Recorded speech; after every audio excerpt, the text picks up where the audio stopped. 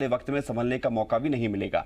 देश में पिछले 3 दिन से कोरोना मरीजों की संख्या 2 लाख के पार आ रही है। मौत का आंकड़ा भी लगातार बढ़ता जा रहा है। वक्त बेहद नाजुक है, सावधानी ही एकमात्र बचाव है। इस बार संक्रमण की रफ्तार इतनी तेज है कि ये वायरस किसी को भी 1 मिनट की लापरवाही में इन्फेक्टेड कर रही है। वैक्सीनेशन है, लेकिन उससे ज्यादा जरूरी ये भी है कि वैक्सीन हो जाए, लेकिन फिर भी मास्क आपको नहीं भूलना है। इसलिए हम इस अभियान में उन लोगों को भी शामिल कर रहे हैं जो सरकार से जुड़े हुए हैं, जो विपक्ष से जुड़े हुए हैं, और उनकी भूमिका महत्वपूर्ण है भी इस लड़ाई में। सीधे रुख करते हैं, बात करते हैं। छत्तीसगढ़ के नेता प्रतिपक्ष धर्मलाल कौशिक हमारे साथ जुड़ रहे हैं। बीजेपी के वरिष्ठ नेता हैं धर्मलाल कौशिक जी, बहुत स्वागत आपका जी मध्य प्रदेश छत्तीसगढ़ में और हमारे इस विशेष अभियान में, रोको टोको अभियान में। नमस्कार जी। धर्मलाल कौशिक जी, सबसे पहला सवाल यही है कि जिस तरह से कोरोना बढ़ रहा है, आप छत्तीसगढ़ में विपक्ष की भूमिका में हैं। छत्तीसगढ़ की स्थिति बेहद खराब है। आंकड़े जो गवाही दे रहे हैं वो बता रहे हैं कि स्थिति काबू में नहीं है। फिलहाल आगे काबू में आ जाएगी, ये उम्मीद जरूर है, लेकिन इस स्थिति को लेकर क्या कहा जा सकता है? क्यों स्थिति इतनी बेकाबू हो रही है? कमी कहां पर है? देखिए, निश्चित रूप से यदि पूरा हम आंकड़ा देखेंगे तो आज पूरे हिंदुस्तान में जो खराब स्थिति है उसमें छत्तीसगढ़ है। पॉपुलेशन के आधार पर जो संक्रमितों की संख्या बढ़ रही है उसमें एक नंबर छत्तीसगढ़ है। लगातार एक सप्ताह से हम लोग देख रहे हैं कि 10,000 से ऊपर, और अब तो 14,000 और 15,000 से ऊपर प्रतिदिन संक्रमितों की संख्या आ रही है। मौत की संख्या भी 100 से ऊपर लगातार आ रही है। ऐसे में हालात को संभालने के लिए जो आवश्यक संसाधन, सुविधा और व्यवस्था की हम जो बात करते हैं, तो वास्तविक में जितनी संसाधन और सुविधा और व्यवस्था होनी चाहिए, कहीं ना कहीं छत्तीसगढ़ उस मामले में सरकार पीछे है। जब नियंत्रण किया जा सकता था, सरकार के कंट्रोल में थे, उस समय खूब लापरवाही बरती गई जी। आप बाजार की स्थिति देखते तो लगता छत्तीसगढ़ में कोरोना है ही नहीं।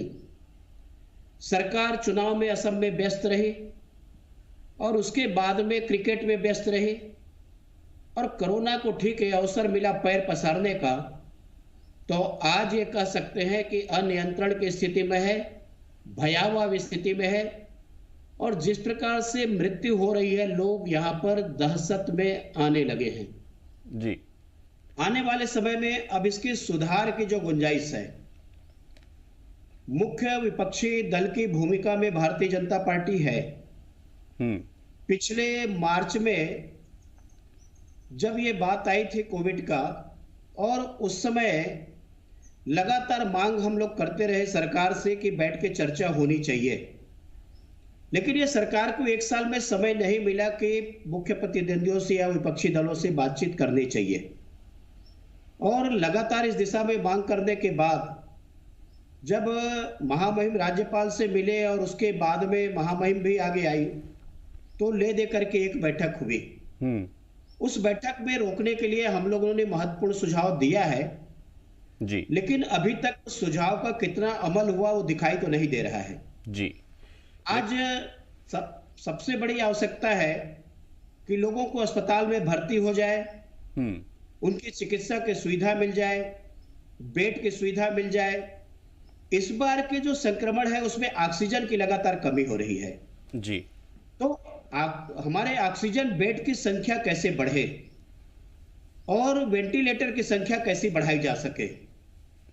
मुझे लगता है इन बातों के ऊपर विचार गंभीरता से करने चाहिए, और इसके लिए हमने उस दिन सुझाव दिया जी कि इसको रोकथाम करने के लिए, बेड की संख्या बढ़ाने के लिए। आपके सुझाव तो सामने आ गए हैं धर्मलाल जी। अब सवाल यह है कि ये स्थिति छत्तीसगढ़ में थोड़ी ज्यादा हो सकती है, या ज्यादा भी ज्यादा अगर हो भी जाए, लेकिन कमोवेश यही हालत हर जगह है, चाहे वो कांग्रेस की सरकार हो या बीजेपी की सरकार हो या किसी दूसरे दल की सरकार हो। स्थितियां किसी से छुपी हुई नहीं है। आप जो बात कह रहे हैं कि ऑक्सीजन की कमी है, अस्पताल में बेड नहीं मिल रहे हैं, यही आरोप कांग्रेस तब लगा रही है जब वो दूसरे राज्यों में विपक्ष में है। जनता ये भी देख रही है। आपने विपक्ष की भूमिका निभाई, आपके विधायक 1 महीने का वेतन भी दे रहे हैं, तो ये भूमिका कितनी कारगर साबित होने वाली है? देखिए, ये इससे केवल काम चलने वाला नहीं है। ये तो हमारा दायित्व है कि कोरोना की लड़ाई में केवल हम सरकार के ऊपर ना छोड़ें, बल्कि इस लड़ाई में भारतीय जनता पार्टी भी साझेदार है और मिलकर के पराजित करें। तो 1 महीना का हम लोगों ने तनख्वाह देने का, जिला मुख्यालय के अस्पताल है, विधानसभा के मुख्यालय के अस्पताल है, जो हमारे निधि है, विधायक मत जो मिलती है उसमें से 25 लाख, 30 लाख, 35 लाख, जो जितना खर्च कर सकते हैं हमारे सांसद जो देना प्रारंभ किए हैं, उन लोगों से भी सभी से आग्रह हम लोग पार्टी में किए हैं। और इसके अतिरिक्त जो सामाजिक सेवी संस्थाएं हैं, एनजीओ हैं, उद्योगपति हैं, व्यवसायी हैं, आज सबको मिलकर के इसमें काम करने की आवश्यकता है जी। और इसलिए हम लोग समय समय पर समाज में प्रबुद्ध लोग हैं, ऐसे लोगों से भी बातचीत कर रहे हैं कि इस लड़ाई को लड़ने के लिए, कोरोना को पराजित करने के लिए हम सब मिलकर के इस लड़ाई में यदि हमारी सहभागिता होगी और सब मिलकर के लड़ाई को लड़ेंगे तो नियंत्रित होगी। पराजित कब होगी ये मैं नहीं कह सकता, लेकिन नियंत्रित करने में हमें सफलता प्राप्त होगी। तो आप जो मदद का हाथ बढ़ा रहे हैं उनकी तरफ, वो आपके हाथ को अपने हाथ में ले रहे हैं, आपकी मदद को स्वीकार कर रहे हैं, क्या कह रही सरकार? देखिए, सरकार क्या कर रही है उस विषय में हम जाना नहीं चाहते। जहां तक मदद की बात है तो मुझे लगता है कि सरकार को जहां से भी मदद मिले सब लेने की आवश्यकता है। वैसे सरकार के पास में पैसे की कमी नहीं है। हमारे यहाँ सामाजिक संस्थाएं, बाकी लोग भी मदद कर रहे हैं। शेष का पैसा भी दारू का हमारा बचा हुआ है, वो भी राशि अभी खर्च नहीं हुई है। डीएमएफ का बड़ा फंड हमारे यहाँ पर छत्तीसगढ़ में है, वो राशि भी पर्याप्त मात्रा में खर्चा अभी नहीं हुई है। इसलिए पैसे का अभाव नहीं, बल्कि इसमें सक्रियता के साथ में संसाधन बढ़ाने की है। और मैंने इसमें इसीलिए कहा कि पिछले समय जिस प्रकार से प्राइवेट जो हमारे हॉस्टल है, कॉलेजों के हॉस्टल है, शासकीय जो हॉस्टल है, जो हमारे जनपद मुख्यालय में सांस्कृतिक भवन है, वहां पर हॉस्टल बने हुए हैं, जहां पर पानी की व्यवस्था है, बिजली की व्यवस्था है, पलंग की व्यवस्था है, पंखे की व्यवस्था है, किचन की व्यवस्था है। उसके लिए आवश्यकता रह गई पैरामेडिकल स्टाफ। पिछले समय उनको काम में लिया गया था, लेकिन बीच में उनको निकाल दिया गया। वास्तविक में उसको निकालने की आवश्यकता नहीं थी। और आज मुझे लगता है कि हम लोग लगातार मांग किए हैं, तो अभी ये सरकार की तरफ से जारी हुआ है कि उनकी संविदा नियुक्ति की जाए। आप केवल हॉस्टल बढ़ा लेंगे या बेड बढ़ा लेंगे, उससे समस्या का समाधान नहीं होगा। बिल्कुल सही कह रहे हैं, क्योंकि आपको तकनीकी बेड पर अगर मरीज है तो उसका इलाज करने वाला भी कोई ना कोई होना चाहिए, देखरेख के लिए कोई ना कोई होना चाहिए। लेकिन कौशिक जी, केंद्र में सरकार आपकी है और राज्य सरकार के द्वारा ये बार बार शिकायत की जाती है कि मदद नहीं मिलती है केंद्र से, तो मदद दिलवाइए ना जो वो चाहते हैं। चलिए मैं आपको बता देता हूं कि जो कोविड को लेकर के इंजेक्शन के टीका के वाहवाही लुटा रहे हैं, इसमें राज्य सरकार का क्या योगदान है? केवल इंप्लीमेंट कर रहे हैं। सारा जो इंजेक्शन आया है कोविड का केंद्र सरकार से आया है। केंद्र सरकार मदद नहीं करती तो यहां आप बता नहीं पाते इतने प्रतिशत को हमने इंजेक्शन लगवाया है। ये पूरा केंद्र का है और उसके लिए लगातार हम लोग स्वास्थ्य मंत्री जी से बातचीत कर रहे हैं। स्वास्थ्य मंत्री जी खुले दिल से मदद कर रहे हैं। जो उत्पादन है जो दूसरे राज्यों में दे रहे हैं, छत्तीसगढ़ में कमी नहीं कर रहे हैं, प्राथमिकता से दे रहे हैं। रेमडेसिविर इंजेक्शन की बात है, राज्य सरकार ने, आज मैं देखा हूं कि उन्होंने कहा है कि हमने आदेश जारी किया है, लेकिन रेमडेसिविर इंजेक्शन अभी तक कहां से प्राप्त हुआ है? कल भी 8,880 इंजेक्शन जो प्राप्त हुआ वो केंद्र सरकार ने दिया है। इसके पहले भी केंद्र सरकार ने दिया है। यहां पर वेंटिलेटर है, उसमें 230 वेंटिलेटर केंद्र सरकार ने दिया है, उसका अभी तक इंस्टॉल नहीं हो पाया है। जिस बात को इस राज्य सरकार ने आरोप लगाया कि खराब दिया है, 1 साल से ला करके आप उसको रखेंगे, चलाएंगे नहीं, इंस्टॉल नहीं करेंगे तो खराब नहीं होगा तो क्या होगा? और यदि खराब हो गई है तो उसमें हाय तौबा करने के बजाय उसको सुचारू रूप से कैसे हम सुधार सकते हैं और उसको सुधार करके चालू कराना चाहिए। केंद्र सरकार ने लगातार मदद की है, लगातार मदद करते आ रही है और आगे भी पीछे नहीं हटेगी। हम लोग लगातार बातचीत कर रहे हैं। अच्छी बात है, केंद्र सरकार के एक साथ मिलकर ही लड़ाई लड़ी जाएगी। कौशिक जी, कोई अगर पीछे हटेगा तो लड़ाई उतनी कमजोर होगी। अब सवाल यह है कि आप मदद दे रहे हैं, केंद्र के द्वारा भी दे रहे हैं, विपक्ष होने के नाते भी दे रहे हैं, सरकार भी पूरे प्रयास कर रही है, लेकिन हकीकत यह है कि कोरोना के मामले 14,000 से ज्यादा रोज सामने आ रहे हैं और ये स्थिति बड़ी भयावह है। सैकड़ों लोग मर रहे हैं रोज। तो ऐसे कौन सा मॉडल अपनाया जाए? किसी एक स्टेट का उदाहरण भी हम नहीं ले सकते कि आप उसकी तरह काम करें, या आपको लगता है कि आपकी किसी बीजेपी सरकार में किसी राज्य में बहुत अच्छा काम हो रहा हो तो वो बताइए फिर। देखिए, छत्तीसगढ़ का पॉपुलेशन कितना है? आपका 3 करोड़ नहीं है। आपके यहाँ 15,000 निकल रहे हैं। उत्तर प्रदेश में 30 करोड़ का पॉपुलेशन है, 15,000 निकला है। मध्य प्रदेश हमारा तीन हिस्सा ज्यादा आबादी है। उत्तर प्रदेश में आज भी मृत्यु की संख्या वहां कम है। टोटल संक्रमितों की संख्या मध्य प्रदेश में कम है। कहीं ना कहीं सरकार ने जन जागृति किया। मुख्यमंत्री स्वयं सड़कों पर निकले, लोगों को मास्क लगाने के लिए आह्वान किया, हाथ धोने के लिए आह्वान किया, वहां पर इंजेक्शन खरीदना शुरू किए, गरीबों का इलाज फ्री में शुरू किया गया। यहां आज भी गरीबों का इलाज फ्री में नहीं हो रहा है।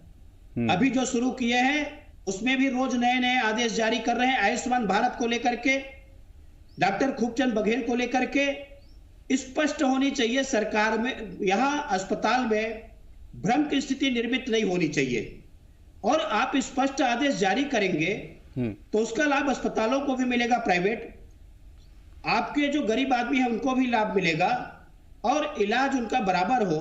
हम तो चाहते हैं स्पष्टता हो।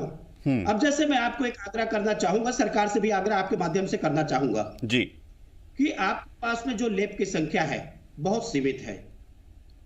आपने आरटीपीसीआर का टेस्टिंग का रिपोर्ट आपने लिया और लेने के बाद में रिपोर्ट के लिए जब आपने लैब में भेजा, आज आपके पास में 7,000 से ऐसे सैंपल पड़े हुए हैं जिसका टेस्टिंग रिपोर्ट अभी तक नहीं आया है। 6 दिन से लगातार यहां पर बंद है, टेस्ट लेना बंद कर दिया गया है। आप सोचिए कि एक परिवार में एक संक्रमित हुआ, एक सप्ताह में उसका रिपोर्ट आएगा तो रिपोर्ट आने के समय 6 दिन में उनकी क्या स्थिति बनेगी? एक सप्ताह में पूरा परिवार संक्रमित हो जाएगा, बिल्कुल तौर मोहल्ला संक्रमित हो जाएगा। सही कह रहे हैं आप कि अगर रिपोर्ट में अगर इतनी देरी होगी तो फिर स्थितियां और ज्यादा बिगड़ेंगी। लेकिन कौशिक जी, सवाल यह है कि सरकार लॉकडाउन लगाकर, रिस्ट्रिक्शन लगाकर, लोगों को घर में अंदर कैद करके ये कोशिश किस तरह की आप मानते हैं? ठीक है, ये सरकार जो कर सकती थी वो सरकार कर रही है। ये कहना चाहता हूं कि आप गांव को देखिए, शहर में आपके बड़े मकान है, कोई संक्रमित आया तो परिवार का एक सदस्य अलग क्वारंटाइन हो जाएगा। आपके गांव में छोटे मकान हैं, 2 कमरे के मकान में लोग रहते हैं, सब पूरा परिवार, और यदि संक्रमित हो गए तो क्वारंटाइन करने के लिए उनके पास में कोई जगह नहीं है। ऐसे स्थिति में हमको गांव में क्वारंटाइन सेंटर बनाने की आवश्यकता है, क्योंकि जो संक्रमित हुआ उसको अलग रख दें, उनके भोजन की व्यवस्था हो जाए, उनके खाने की व्यवस्था हो जाए, उनकी दवाई की व्यवस्था हो जाए। यदि अस्पताल जाने लायक है तब उसको अस्पताल भेजे, जरूरी नहीं है हम सबको अस्पताल में भेजे। लेकिन जब ये व्यवस्था हम खड़ी नहीं करेंगे तो इसका जो दुष्प्रभाव आया कि जहां पर 1 लोग हुए वहां पूरा परिवार हुआ, और जहां परिवार हुआ वहां पर पूरा आधा मोहल्ले हो गए, पूरे मोहल्ले हो गए। ये जगह के अभाव के कारण हुआ, सीमित संसाधन के कारण हुआ। यही तो आपको सावधानी बरतने की आवश्यकता है कि जिनको जो पॉजिटिव हो गए ऐसे लोगों को हम कैसे क्वारंटाइन में कर सकते हैं, दूसरे लोगों से उसको अलग रख करके इलाज कैसे कर सकते हैं। ये छोटी छोटी सावधानियां बरतने की आवश्यकता है और ये छोटी छोटी सावधानी बरत करके हम जो वृद्धि हो रही है उस वृद्धि के दर को रोका जा सकता है। और उसके लिए तमाम जो बातें मैं बोल रहा हूं इसको सरकार को अपनाने की जरूरत है। उसमें हमारा भी सहयोग रहेगा, पंचायतों का भी सहयोग रहेगा। पिछले बार भी पंचायत ने क्वारंटाइन सेंटर तैयार किया था और आज भी उनको प्रोत्साहित करने की आवश्यकता है जिससे लोगों को वहां ले जाकर के रखा जा सके। बिल्कुल ठीक। लेकिन जनता की अगर बात की जाए तो जनता पर हर चीज थोपी जाती है। कोरोना फैलने लगा, जनता को बोल दिया आप घर पे रहिए, कर भी कुछ नहीं सकते हैं। ये कुछ रास्ते जिन्हें अपनाना पड़ता है क्योंकि जनता से ही कोरोना बढ़ रहा है, जनता में ही बढ़ रहा है तो रोकना उसी को पड़ेगा। लेकिन हर बार जनता ही क्यों? क्या हमारी व्यवस्थाएं उतनी तैयार थे ही नहीं? 1 साल से इस कोरोना को हम देख रहे हैं। तैयारियां जो पहले थी उससे हम पिछले साल लड़े भी, ठीक ठाक लड़ाई भी हुई, लेकिन जब मार्च के अंत में बढ़ना शुरू हुए तो फिर से हम जहां थे वहीं आकर खड़े हो गए। ये कमी किसकी रही, केंद्र सरकार की या राज्य सरकार की? देखिए, देश के प्रधानमंत्री जी ने आह्वान किया था कि आप मास्क लगाएं, और जो प्रोटोकॉल है उसका पूरा पालन करने के लिए बार बार मोदी जी आग्रह किए। लेकिन बाजारों में आप जब गए तो आपको कहीं नहीं लगा कोरोना पर है, और पूरे भीड़ भाड़ आपको जो दिखी है उसका भी एक कारण जो फैलने का रहा है। लेकिन आज ये बात बिल्कुल आपने ठीक उठाया है कि पिछले मार्च में हम जब जानकारी हो गई, और जानकारी होने के बाद में अभी हम कोरोना से मुक्त नहीं हुए हैं, तो हमारी तैयारी जो होनी चाहिए, हमारे जो संसाधन बढ़ने चाहिए। अब 1 मार्च को छत्तीसगढ़ में 256 हमारे एक्टिव केस थे जी, 1 मार्च को अभी 2021, और उसके बाद में आज हम देखेंगे तो हमारे एक्टिव केस की संख्या, यदि लगातार हम 10,000 9,000 भी एक एक दिन में रिलीफ दे रहे हैं, छोड़ रहे हैं, तो भी हम 1,30,000 मतलब 24,000 25,000 में हम पहुंच गए हैं। बिल्कुल सही। तो ये जो संक्रमितों की संख्या जिस तेजी के साथ में बढ़ रही है, उसको देखते हुए समय रहते जो सावधानियां बरतनी चाहिए, मैंने कहा लैब की व्यवस्था करनी चाहिए, अस्पताल की व्यवस्था करनी चाहिए, हमारे जो नर्सिंग स्टाफ है उनको बढ़ाने की जो जरूरत थी, पैरामेडिकल स्टाफ को हमारे जो बढ़ाने की आवश्यकता थी, बढ़ाने के बजाय हमने उनको घर में बैठा दिया। और इसलिए हमारे जो आज हम बोलने के बाद भी कितना कर पाएंगे, पैसा रहने के बाद भी कितना कम कर पाएंगे, ये एक दिन में संभव नहीं होगा।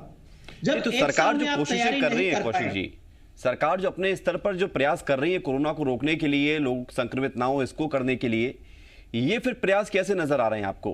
क्या ये प्रयास गलत दिशा में? मैं जिस बात को आपको इशारा किया कि पैरामेडिकल स्टाफ को आपने बैठा दिया, जिनको सुविधा मिली थी उनको आपने बैठा दिया। मैं इसी बात को तो कहा कि जब आप यदि बेड की संख्या भी बढ़ा लेंगे तो उनका इलाज कौन करेगा।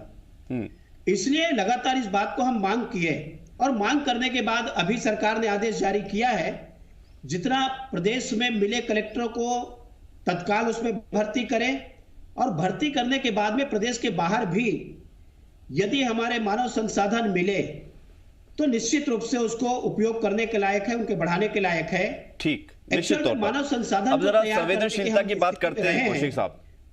जहां बीजेपी की सरकार है वहां विपक्ष कह रहा है कि आंकड़े छुपाए जा रहे हैं लोगों की मौत के। इधर छत्तीसगढ़ में बीजेपी कह रही है कि मौत के आंकड़े छुपाए जा रहे हैं। ये बड़ा संवेदनशील मामला है, मौत के आंकड़े छुपाने की जरूरत क्यों महसूस हो रही सरकार को? नहीं, सवाल आरोप लगाने का नहीं है। सवाल है कि साल भर में जो आपको समय मिला तो आपने मानव संसाधन कितना बढ़ाया।